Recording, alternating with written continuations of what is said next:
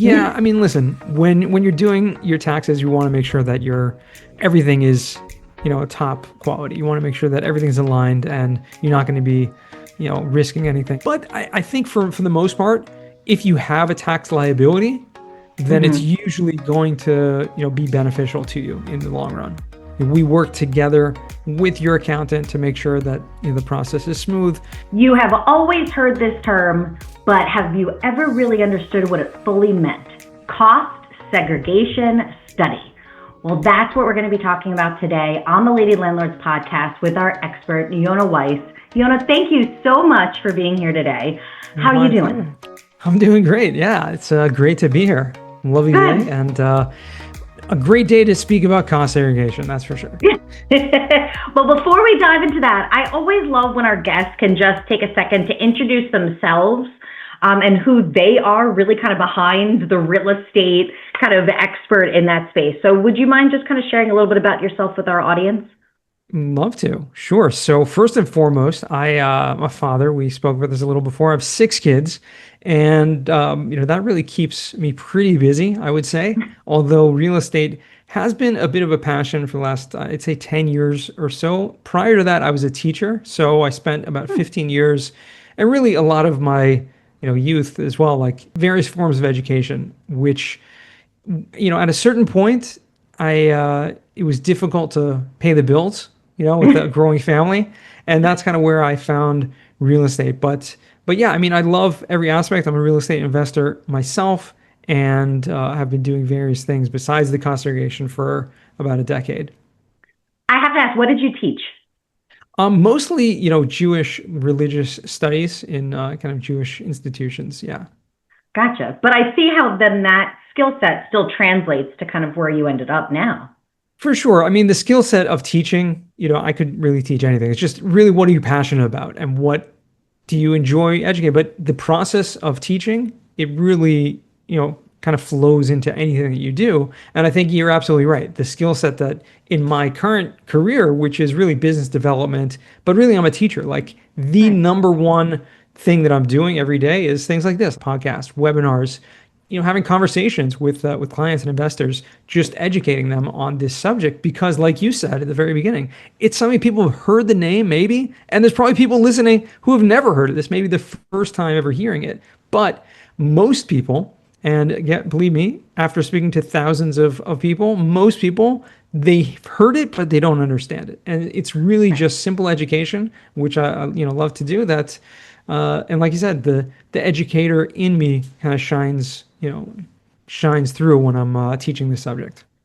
Good, because cost segregation is something that we've talked about in Lady Landlords in our community often, but it is a topic that does not come up for every single investor. It sounds very complicated anytime we kind of go into that category.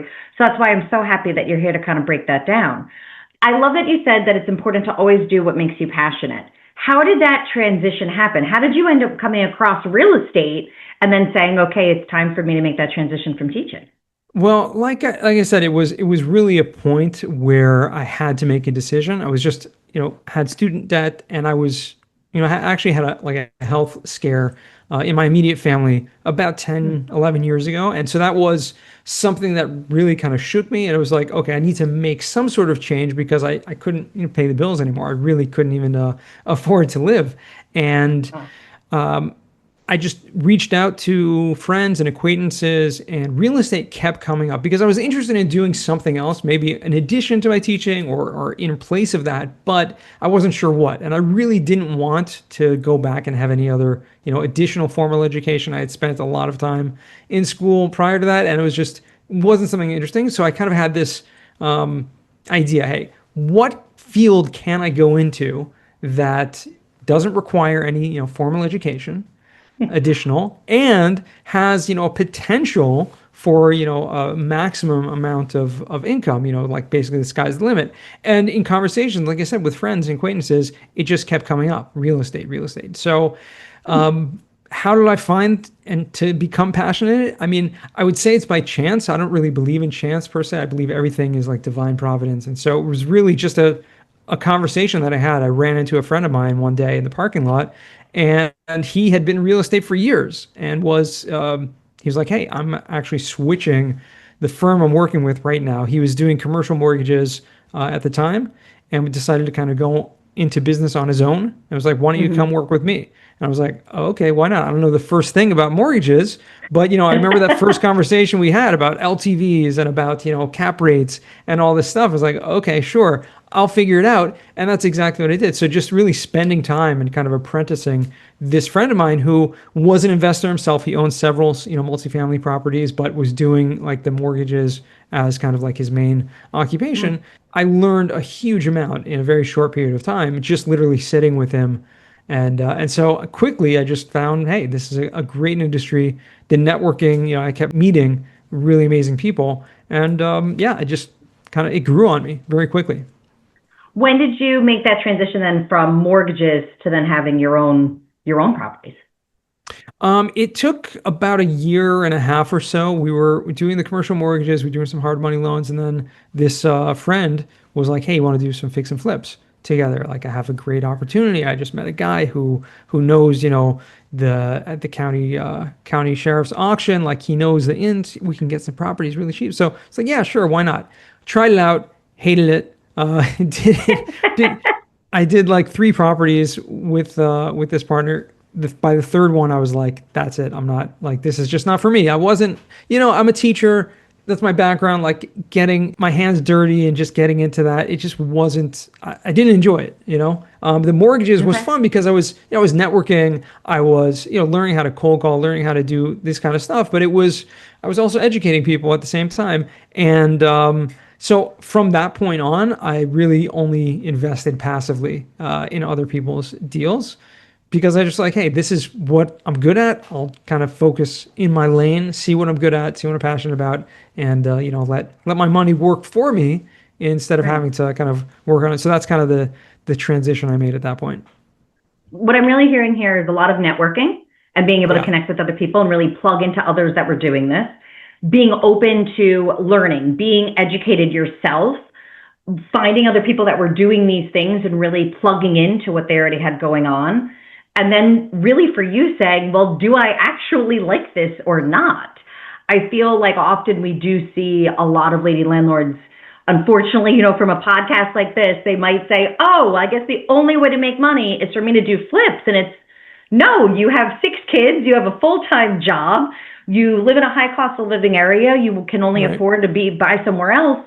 It adds more stress to your plate. Why are we doing the things that, one, don't make us happy, but two, don't give us the returns that we're actually looking for within real estate? So I love your story on how you kept kind of going through those trial and error to say, well, what is the place that does make me happy?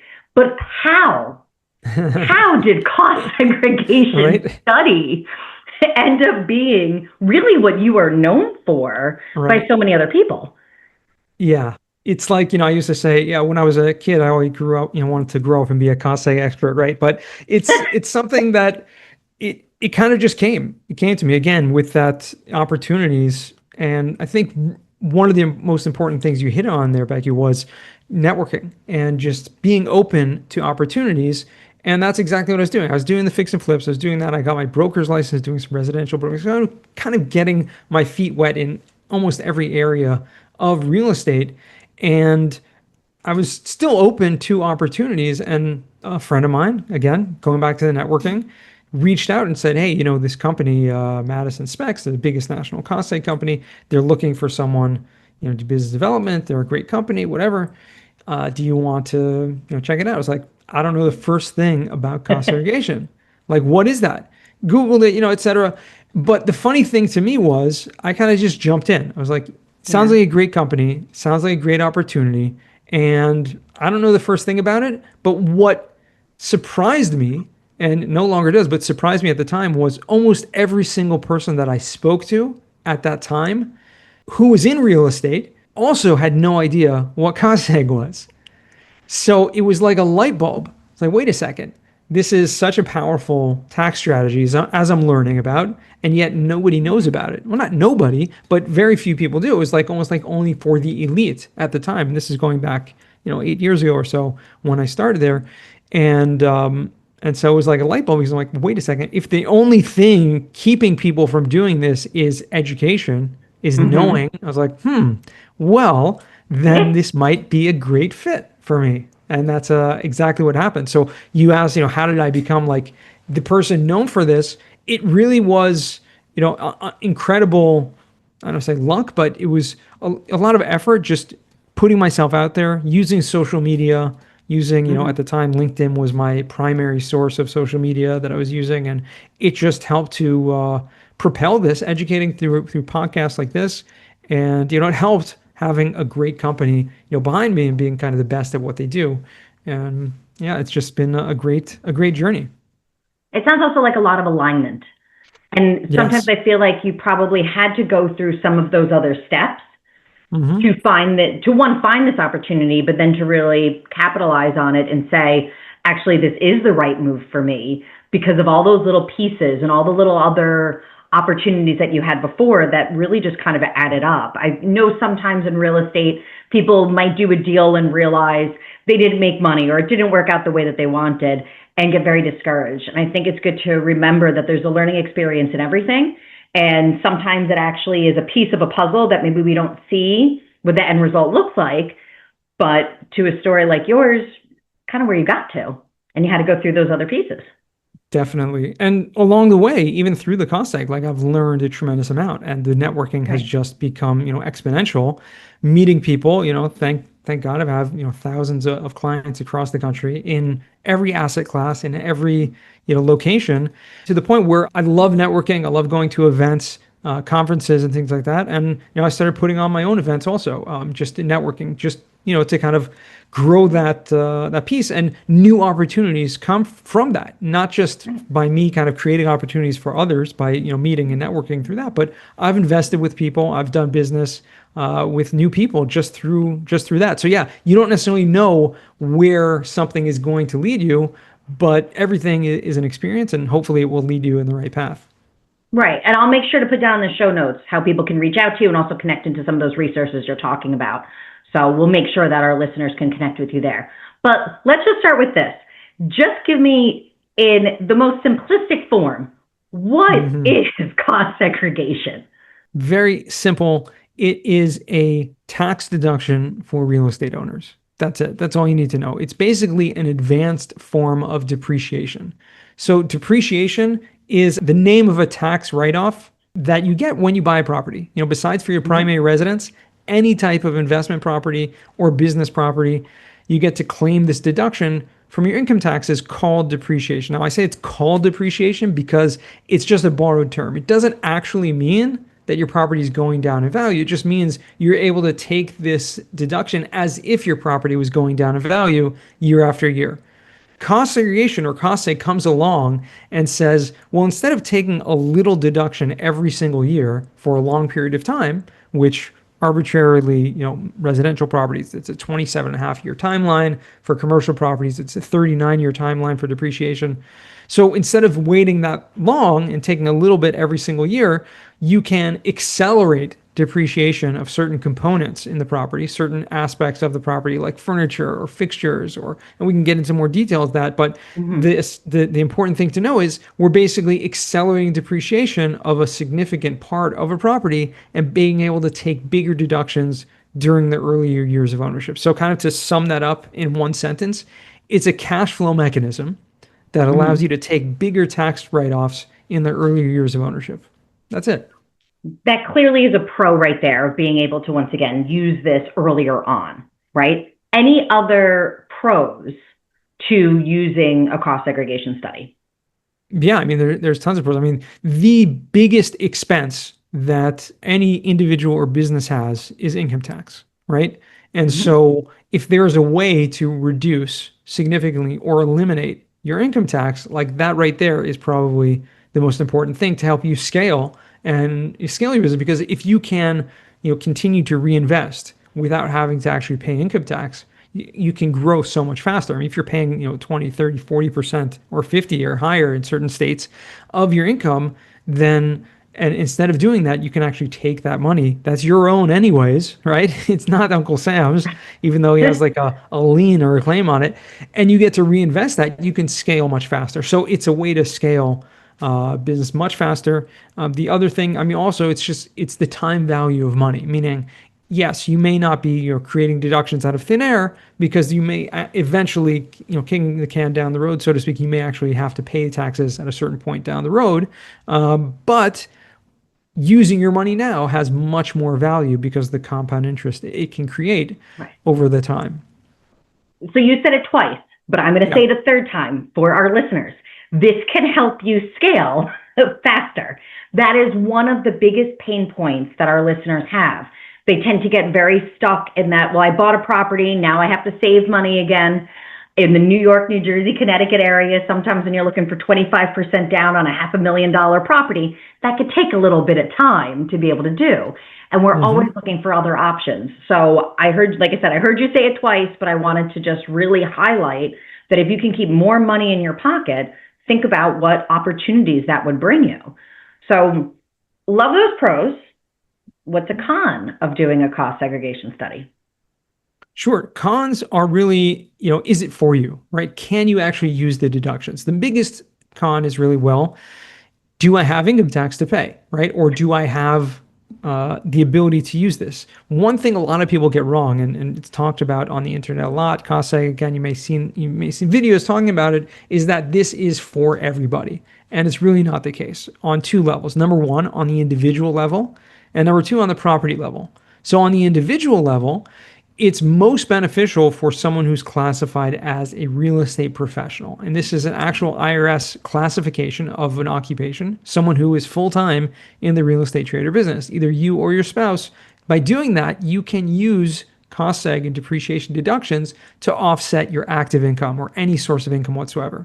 If you're not a full-time real estate professional, you're limited to only use the deductions from depreciation to offset your passive income. That means your rental income from your property. So if you are just kind of doing this as a side hustle right now, that's great. And you can help to reduce your passive or your rental income by a tremendous amount. And there's some other benefits as well, but it's not going to help you to reduce your W-2 at this point, again, unless you're a real estate professional. So that's on the individual level. And that's probably the biggest con, is that people will think, oh, just do a cost seg and not pay any taxes whatsoever. There are rules.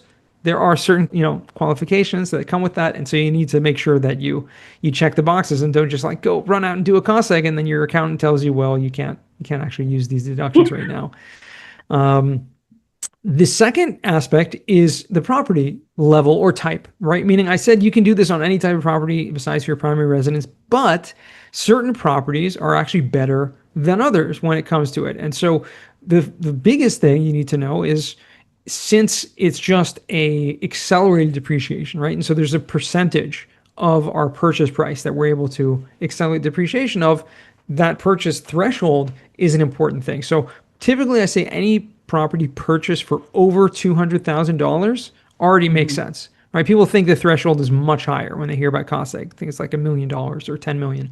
But really, even single family properties, $200,000 and above really makes sense. Below that point, because of the cost of getting it done and the actual benefits percentage of the purchase price, it usually doesn't make as much sense. So that's another thing, a certain con. The biggest con I would say to doing a cost seg, and something to keep in mind, and we're kind of going off in tangents here, but really important, and maybe we can discuss this in more detail later, but is something called depreciation recapture tax. Okay? Okay. Now, it does not mean what it sounds like. Recapture just sounds like, oh, I'm taking the deductions, I have to pay it back. No. Okay, it doesn't mean that. Although on Bigger Pockets, if you search, depreciation or cost segregation, you'll inevitably come across people that say, don't do a cost seg because you just have to pay it back. That's wrong. It's 100% wrong. It doesn't mean that. It means when you sell a property, you're going to be taxed on the amount of depreciation taken because it's considered an unrealized gain, similar to capital gain tax, where you understand, right? You sold a property at a profit, you're going to be taxed on that difference. So too, the amount of depreciation taken, you're going to be taxed on that. Now, there's a big difference between being subject to a tax and having to pay a tax. Gotcha. Okay? Two very different words, yes. Yeah, because say, oh, I have this tax bill, doesn't mean you have to pay it legally. Meaning if you have ways to either other deductions or other deferral methods Hmm. then you can actually, okay, you have that tax, but you can defer it or you can write it off or, offset it with other deductions. And so it's not really a big deal. And that's a really important thing to note as well. People tend to think the recapture tax is the biggest con about doing a cost seg, but in fact, it actually is very rarely such a big factor if you're doing Hmm. things right. Is there ever a con for somebody's strategy within growing within real estate that it actually wouldn't make sense for them to have more cash flow, more deductions up front, because then that creates problems for them down the line? Not necessarily. I mean, I'm sure there are scenarios when it wouldn't work, Right. but and everyone's individual case is different, and that's why you have to. I say it's a tax strategy. It's going to be different for every single person. But I think for the most part, if you have a tax liability, then it's Hmm. usually going to be beneficial to you in the long run. Gotcha. Second quick question in there. Talking about it could really fit with any property. And I love the fact that you brought up that you do have to be a real estate professional and file as that to really take the most benefits with this. Does it also make a difference if your property is held in an LLC or in your personal name? Doesn't make a difference whatsoever because from a tax perspective, an LLC or corporation is usually just a pass-through entity, and Hmm. so usually doesn't make any difference whatsoever. Great. That's really helpful because that's always a big debate amongst real estate investors on if property should be in an LLC or if they're going to be held it within a person's name. So we have people always on the other side of the fence within Right. Lady Landlords. So I'm happy to hear that this strategy can still help both sets of people. Now, Yes. let's say I'm a person that is qualified, that does fit those conditions that you said, that would be a good fit for a cost segregation study. What do I do now? How do I find somebody to do this with?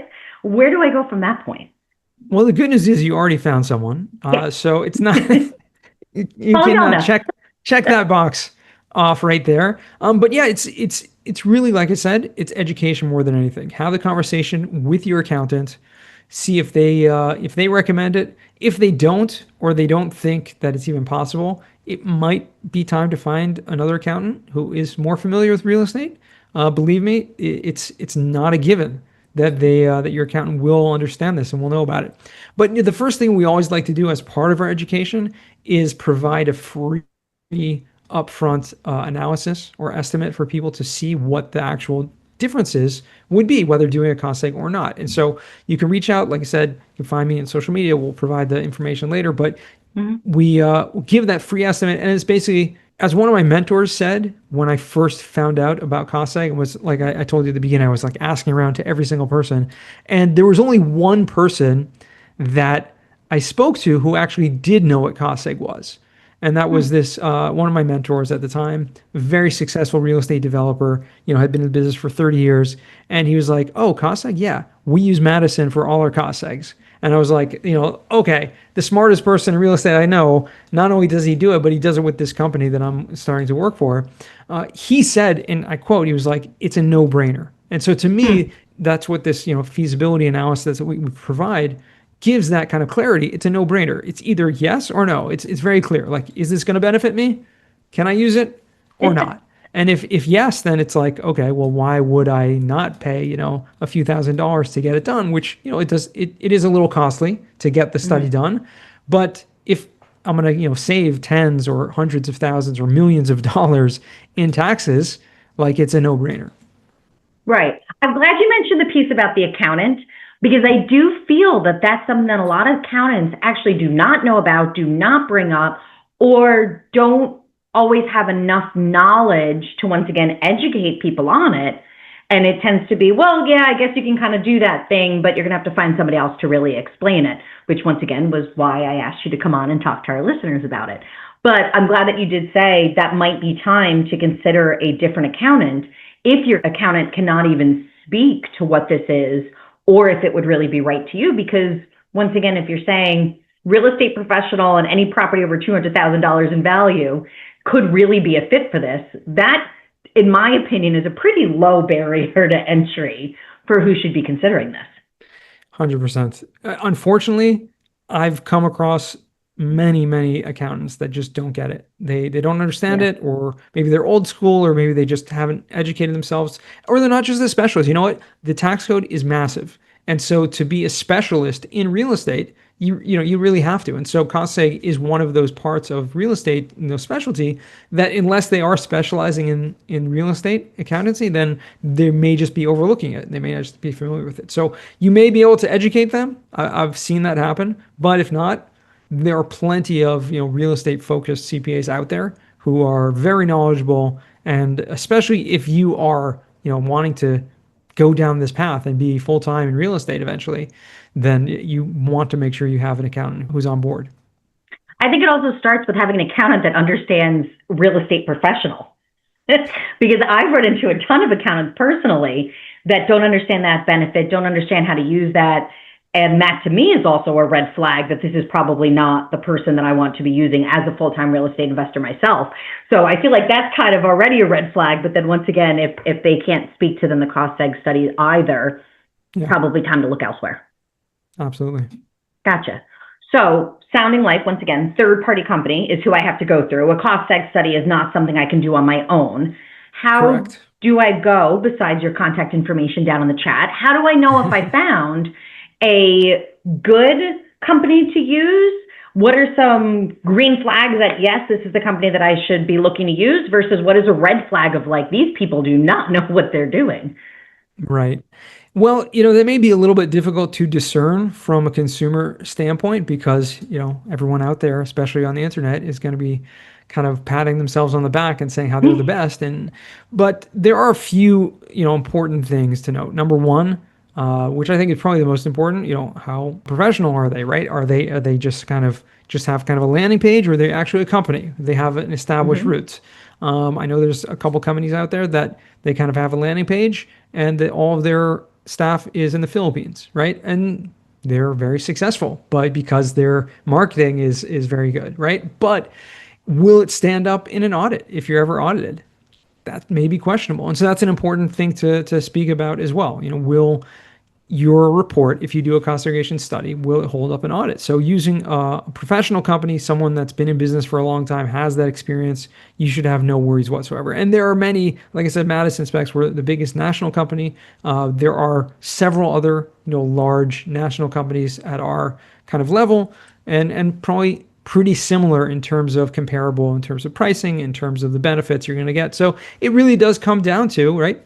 Sometimes relationship, referrals, and things like that. That's where anytime you're going to use a vendor for anything, you're going to want your network. You're going to want someone to come highly recommended in terms of their professionalism, etc. Another important, green flag I would say is how are their, not just how are their studies holding up in the event of audit, but are they actually going to be, full and professional?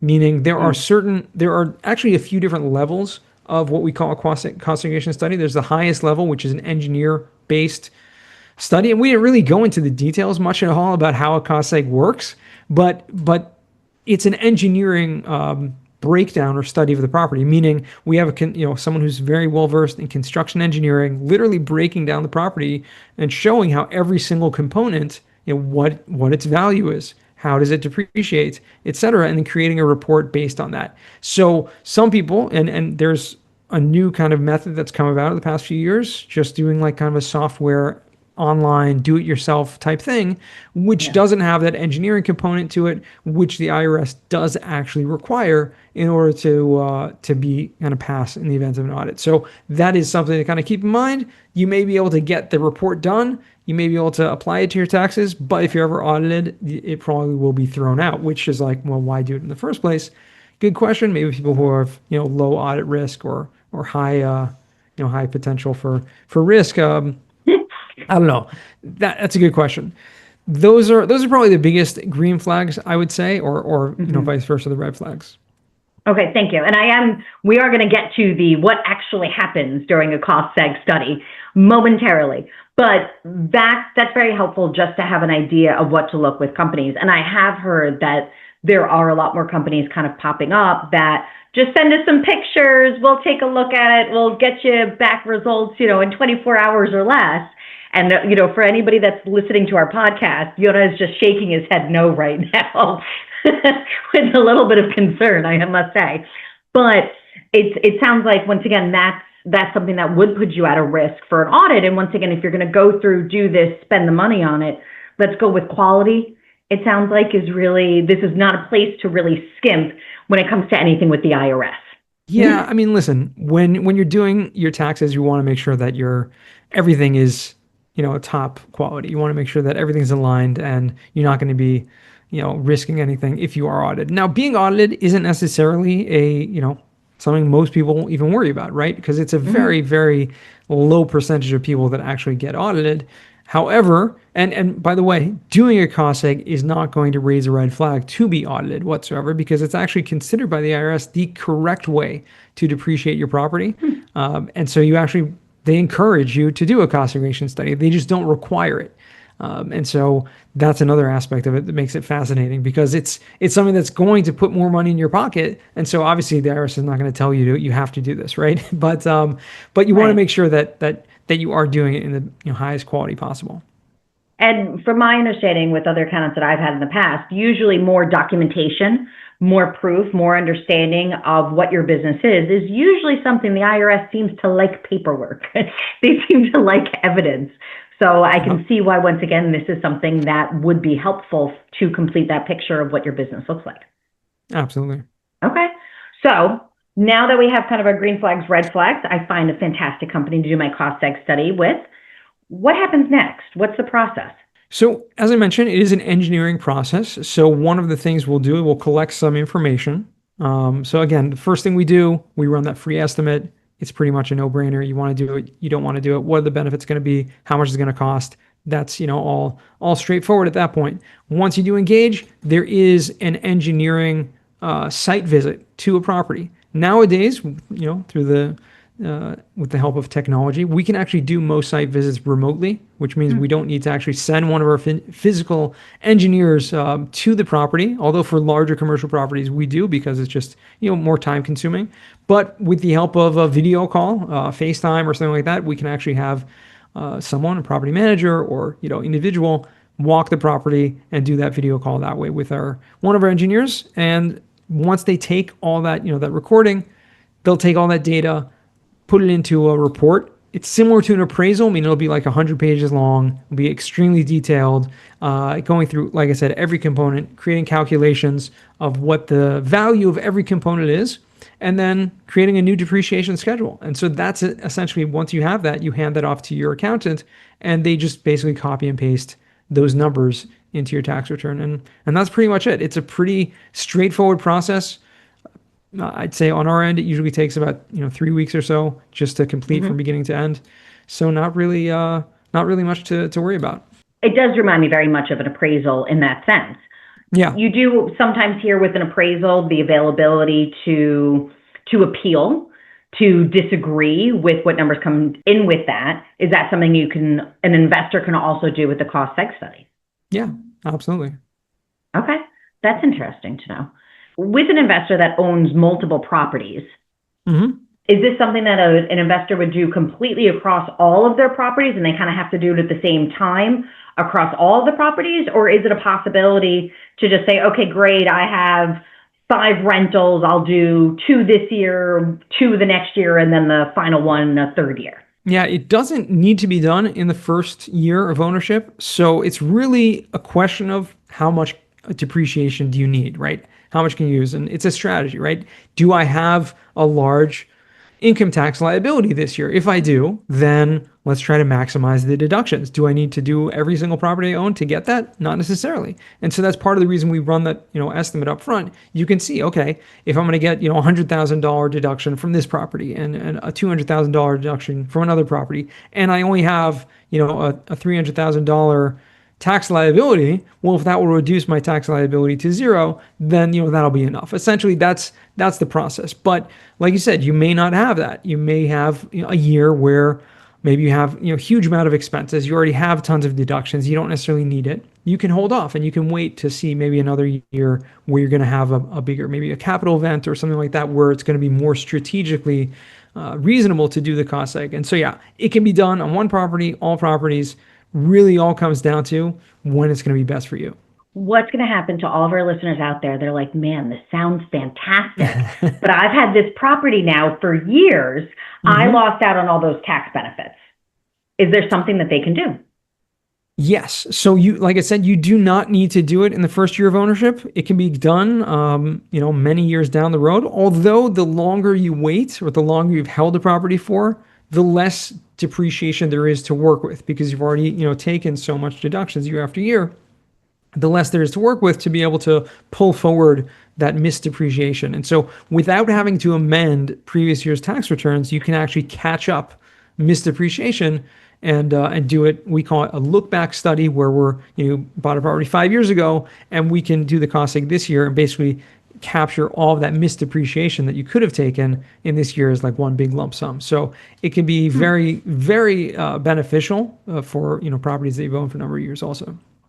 That sounds like a lot of coordination between the cost seg company and the accountant, and a little bit of the investor playing monkey in the middle here with that. Is that ever a time that either your company would work with or have that conversation with like an accountant to also come up with the strategy and how to best use the Yeah. results that came from the study? Absolutely, for sure. So it is definitely a conversation that we have. It is, we work together with your accountant to make sure that the process is smooth. And in this case, with a look back study, there's not a ton of a coordination. Really, there's just one extra form that needs to be filed along with it. Because again, you don't need to amend, but you do need to make an adjustment. And so we do this form. It's called the 3115 form. It allows you to change your accounting method and basically catch up missed depreciation. So we actually do that at no extra charge for our clients. And so it's just one less thing for the accountant to worry about. But it's pretty straightforward. I mean, there's really not much. We do basically all of the heavy work and just make it for your accountants that they literally just have to copy and paste numbers. Okay. That's fantastic. Being once again that person that likes to be the expert in the space that they're an expert, which would be the real estate investing piece. I'm sitting there being like, that's going to be really fun to translate the information I get from one side to then the other party. So that's fantastic. That is something that is involved. You mentioned there costs within that. How is a cost for a cost segregation study determined for various properties and various states and that type of thing? Yeah, so we have a sliding scale based on the size and scope of work of the property. It's never going to be based on the purchase price or contingent on the tax savings whatsoever. It's actually frowned upon because what you're going to say, oh, I'm going to give this person $1 million deduction and I'm going to take a cut of that. The IRS doesn't really like that. Like that approach. But so yeah, it's really a sliding scale. I'd say nowadays for single families, we're kind of our starting point again for the high quality cost segregation engineer based studied around $3,000 at the time of this recording. I don't want to say it's always going to be that case forever, but actually ran into that problem years ago on a podcast. But yeah, and then on larger properties, it can go up to $5,000-6,000 for larger commercial properties. I'd say really, massive, you're dealing with like a 5 million square foot, shopping mall, it may be like $10,000 or something like that. But again, it's not huge, right? The benefits are, the higher the purchase price, the greater the benefit, because again, the sliding scale of the cost is basically the same. I mean, if you buy a 10 unit apartment building for, $5 million or whatever, and you buy a 300 unit apartment building for $30 million, the cost of the cost seg is going to be the same, right? But the benefits are always going to be much greater. That's fantastic to know. And I appreciate you breaking that down in a way because that, and once again, you're also saying this is a one-time thing. This isn't Right. an annual fee, an annual study that needs to be done. This is a one-time thing that needs to be taken care of, correct? Yes, exactly. Right. So as a real estate investor, thinking about the few $1,000s that would cost me and what that could do with my tax burden, especially in the state of New York, we have a lot of members, New York, California, that I'm sure all of their ears perked up also hearing that. Honestly, a little bit of a drop in the bucket for some of our higher cost living areas for sure, especially with some of our tax rates. Why do you think more investors don't do a cost segregation study? I mean, it all comes back to the beginning, Becky, right? It's just education. People don't Yeah. know about it. That's literally the number one reason why people don't do it. They just don't know about it or understand it, or their accountants don't and are not pushing it. And so there's very little reason why most people do it. One reason I would say, and we go back to, we're talking about the cons, if you're Hmm. holding a property for a very short period of time, and relatively speaking, that would be like less than 2 years, let's say, then Hmm. because of the recapture tax that comes on the sale so quickly, the time value of money is just much less. And so it's going to be less beneficial. Still going to have benefit there, but again, just less so. And so that's one reason why I would say some people might not do it if, they have a very short hold or fix and flips and things like that. Right, more of a buy and hold strategy rather than those that are flippers and consistently buying and selling various properties. Exactly. Okay. I think one of the last questions I have for you is outside of everything that we've already covered in this episode, what, if anything, is something that you wish more real estate investors knew about cost segregation studies that we haven't touched upon? I think we touched upon so much over here. I would say, no, I would say there's a couple things.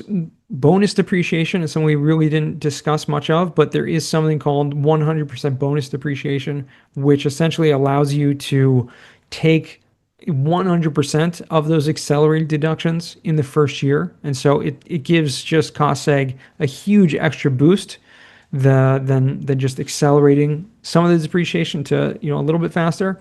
So that's a huge thing, I would say. And another thing I would mention is, the type of property. I mentioned in terms of the purchase price, the kind of threshold, but there are certain types of properties that are actually better than for cost seg than others. So, single family is probably a lot of your listeners are, in the single or multifamily space, because that's, I think, probably the most common for a lot of people starting out in real estate. But it really can be done on anything, whether from office or retail, industrial. But mobile home parks, surprisingly, and RV parks are the highest benefit property for cost seg.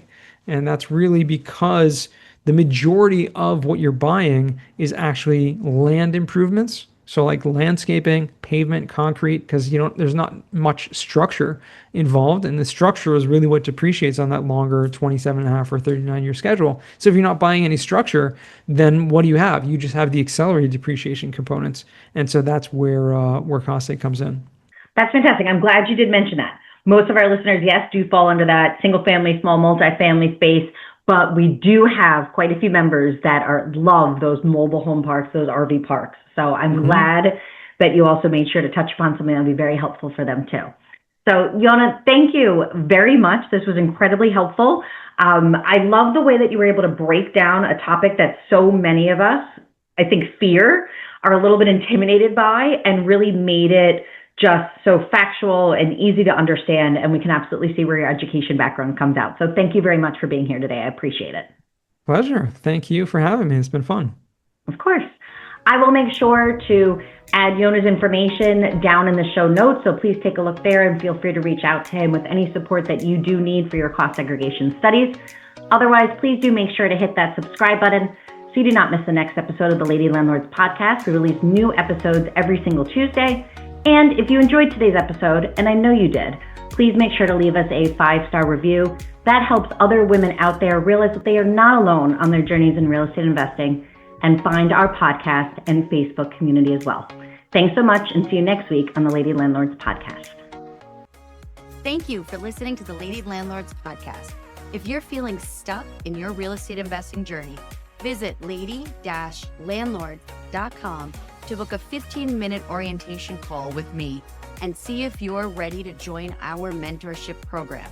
Or you can subscribe to our newsletter and join our Facebook group for exclusive real estate investing tips and offers.